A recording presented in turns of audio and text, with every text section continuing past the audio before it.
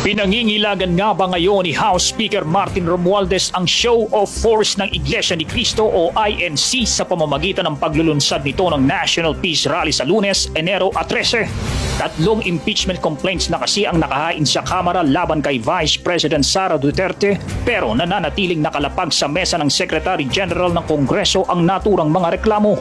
Sa latest development naman ang isasagawang INC event na pagbigyan na umano ang Iglesia na mailipat sa Quirino Grandstand o Luneta ang pagtitipon mula sa dating venue na Liwasang Bonifacio sa Maynila. Ang nasabing event ay sasabayan din umano ng malawakang peace rally sa iba't ibang bahagi ng bansa. Dati nang sinabi ng INC na layunin umano ng kanilang hakbang na suportahan ang panawagan ni Pangulong Bongbong Marcos kontra impeachment para sa kapayapaan. Matatandaang sinabi ni Marcos na hindi umano importante si VP Sara para pag-aksayahan ng panahon, bagamat paniwala naman ng iba na palusot lamang umano ito ng Pangulo para hindi mapaghinala ang kabahagi sa likod ng impeachment.